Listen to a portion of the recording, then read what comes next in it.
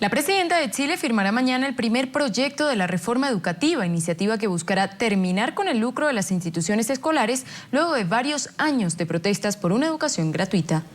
La propuesta pasará el próximo martes a la Cámara de Diputados, donde será debatido por los legisladores.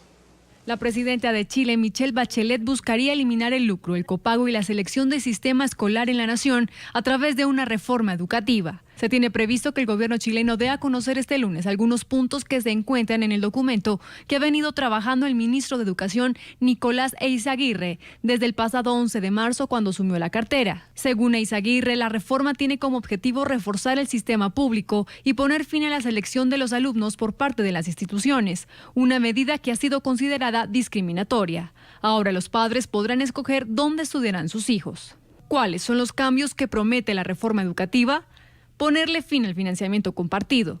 El gobierno de Michelle Bachelet financiaría de manera gradual el funcionamiento de todos los centros educativos. Inicialmente, el Ejecutivo entregaría subsidios por más de $100.000 a cada institución. Todos los establecimientos que acepten dineros estatales no podrán verse lucrados. Expertos creen que al aplicar radicalmente la ley que prohíbe el cobro de la educación en instituciones financiadas por el gobierno, traería como consecuencia el cierre de varias escuelas. Las directivas de los 3.470 establecimientos que declaran tener fines de lucro y que pretendan seguir en la actividad deberán transformarse en fundaciones sin fines de lucro. Tendrán un plazo de 2 años para realizar el cambio. A esta hora establecemos contacto directo en Chile con Jaime Bellolio, diputado oficialista e integrante de la Comisión de Educación de la Cámara de Diputados. Muy buenas tardes, gracias por acompañarnos en el informativo. Buenas tardes, Ronald. Buenas tardes, Daniela. En principio, consultarle cuáles serán los beneficios de esta reforma educativa y cuál será el procedimiento para que sea finalmente aprobada en el Congreso y pueda entrar en vigencia posteriormente. Bueno, hasta el momento desconocemos los detalles, solo conocemos los titulares y algunos de los titulares que conocemos son los que nosotros como oposición nos teníamos. Es decir, primero, que lamentablemente hay un desprecio por las familias que toman decisiones. Hace 2 días atrás, el mismo ministro Eyzaguirre decía que las familias que han escogido la escuela subvencionada, que no es la directamente estatal, lo hacían por ignorancia intelectual. Y hoy día en Chile el 63% de los niños estudia en ese tipo de escuelas. Y lo que esta reforma ha anunciado es que esas escuelas que hoy día están subvencionadas, para seguir siendo de la misma forma, tienen que cambiar su composición, es decir, ser sin fines de lucro, lo cual va a significar que muchas escuelas van a transformarse en enteramente privadas, es decir, sin recibir beneficios del Estado, o simplemente van a pasar a manos del Estado, van a tener que cerrar.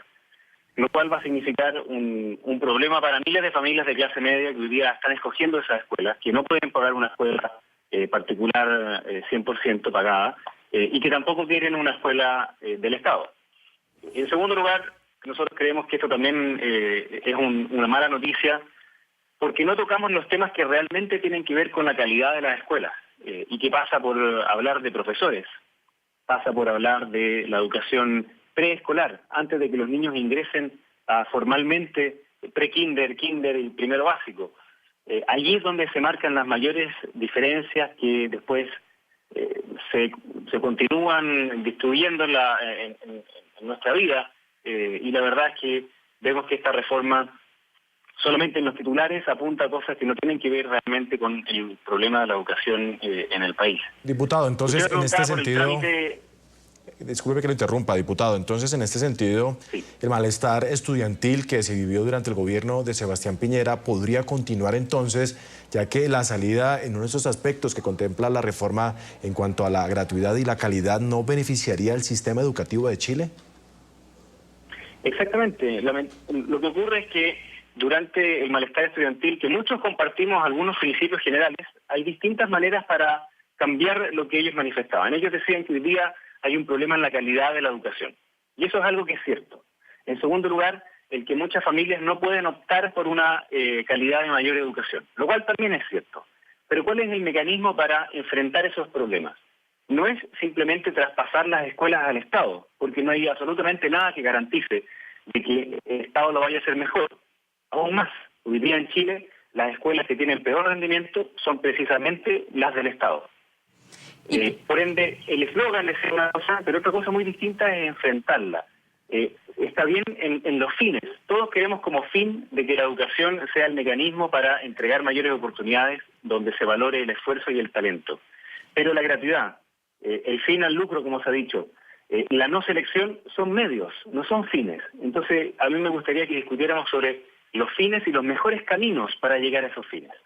Y ya para finalizar, diputado, ¿cree que esta reforma, una vez sea sometida a debate en la Cámara de Diputados, encuentre obstáculos o sí podrá ser aprobada en los próximos meses?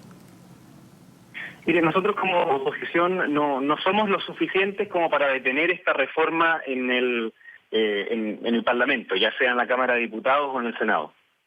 Pero estamos muy claros en algo que ha pasado con la reforma tributaria, en donde tampoco teníamos los votos. Sin embargo, la aprobación ciudadana sobre la reforma tributaria es solo de un 38%. Entonces, el gobierno puede tener los votos en el Congreso, pero no necesariamente el respaldo ciudadano. Y nosotros lo que queremos es que tengamos un sistema educativo que premie la calidad, que premie la autonomía de las escuelas, que permita que haya libertad de los padres y de los profesores para emprender proyectos educativos y que trate a los estudiantes por igual, que no los discrimine por el hecho de querer escoger una escuela subvencionada o una escuela del Estado. Ese debate se va a dar en el Congreso. El ministro de Educación, en otro proyecto que ya nos tocó tramitar con mucha urgencia, que tiene que ver con intervenir universidades, estuvo abierto al diálogo, estuvo abierto a la discusión, a diferencia de lo que ocurrió con el ministro de Hacienda. Y yo espero que este es un cambio demasiado relevante para pasar una planadora. Tiene que ser un cambio que dure muchos años. Los resultados en educación no se ven de un año a otro, sino que se ven a 10, 15 años. Y yo espero que aquí, en vez de la pura ideología y el eslogan, prime la racionalidad, prime lo que tiene que ver con el futuro de nuestros hijos y que prime con lo justo. Diputado, gracias por acompañarnos en esta emisión del informativo de NTN24. Muy amable por su tiempo y estaremos entonces atentos al debate que ya inicia en la Cámara el próximo martes. Muchísimas gracias a ustedes por el contacto. Que les vaya muy bien.